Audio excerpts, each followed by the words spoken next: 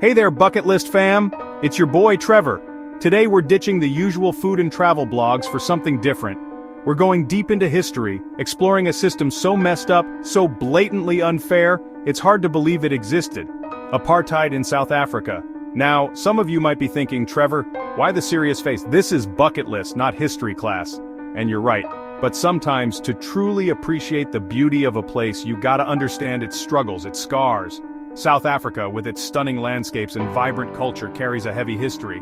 Apartheid, a system of racial segregation and discrimination, left its mark on the nation's soul. But before we can explore its impact, we need to understand what it was, how it worked, and why it was so damn wrong. So, buckle up, because we're about to journey through a dark chapter in human history. But trust me, it's a story that needs to be told, a lesson we must never forget. Ready? Let's dive in.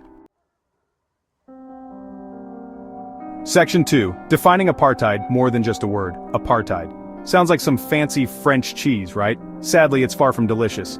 This Afrikaans word, meaning separateness, represents one of the most brutal systems of racial segregation the world has ever seen. Imagine this, your entire life dictated by the color of your skin. Where you live, work, eat, even who you can love, all determined by race. That was the reality for millions of South Africans under apartheid. From 1948 to the early 1990s, the white minority government enforced laws that stripped non-white South Africans of their basic human rights. This wasn't just about separate benches or water fountains. This was about creating a hierarchy where whites were on top and everyone else was beneath. Black people, Indians, coloreds, all were considered inferior, denied opportunities, and treated like second-class citizens in their own land. It was a system built on the belief that one race was superior to others, a twisted ideology that fueled discrimination and violence. But where did this all begin? Well, the roots of apartheid run deep, intertwined with centuries of colonial rule and the exploitation of South Africa's resources. It's a complex history, but understanding its origins is crucial to grasping the full weight of its impact. Section 3. Laws of Apartheid, the Rules of Segregation. Imagine a world where your right to exist, to love, to learn is dictated by a booklet of discriminatory laws. That was the reality for non-white South Africans under apartheid. The government didn't just talk about segregation, they codified it, enforced it with an arsenal of legislation designed to maintain white supremacy. One such law was the Population Registration Act of 1950. This act classified every South African by race, creating a rigid social hierarchy. Imagine being handed a card that dictated your entire existence, limiting your opportunities and freedoms. Then there was the Group Areas Act of 1950, which forcibly removed non-white people from their homes and relocated them to segregated areas. Families were torn apart, communities shattered, all in the name of separateness. Education, too, became a tool of oppression.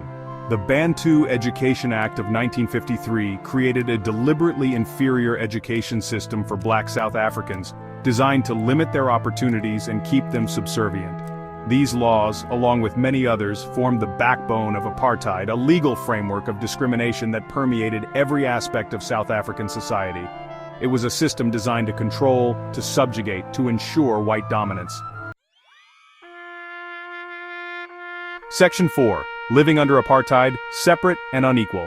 Living under apartheid meant navigating a world designed to remind you of your supposed inferiority. Imagine this. You couldn't live in certain neighborhoods, even if you could afford it. Your presence on a whites-only beach could lead to harassment, arrest, or worse. Public spaces were segregated, with separate benches, restrooms, and even entrances for different races.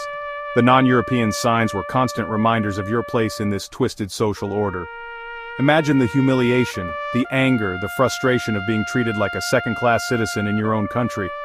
But apartheid wasn't just about physical separation. It was about limiting opportunities and crushing aspirations. Black South Africans were relegated to menial jobs, paid less than their white counterparts, and denied access to quality education and healthcare. The system was designed to keep them impoverished, dependent, and voiceless. It was a vicious cycle of discrimination, a system that perpetuated inequality and injustice generation after generation.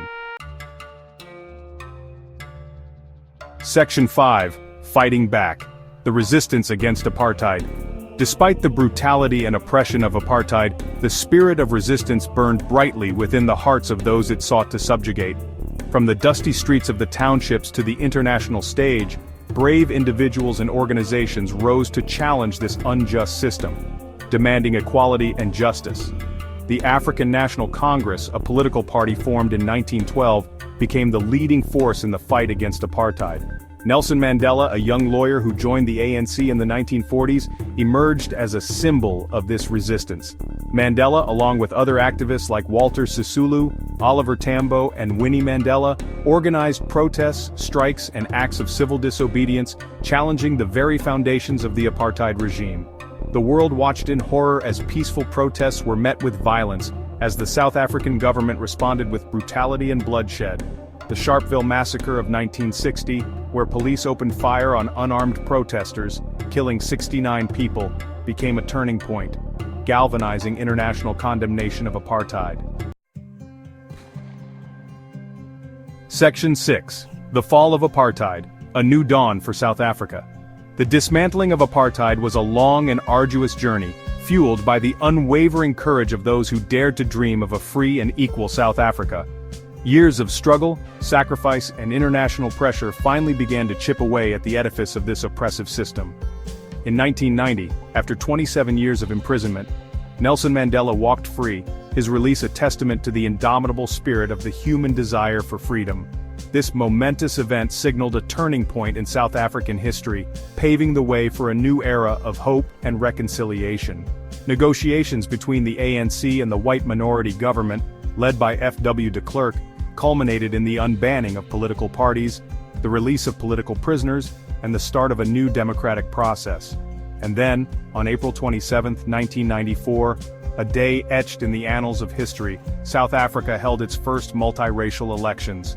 Millions of people, once denied the right to vote, lined up to cast their ballots, their faces beaming with hope and anticipation. Section 7.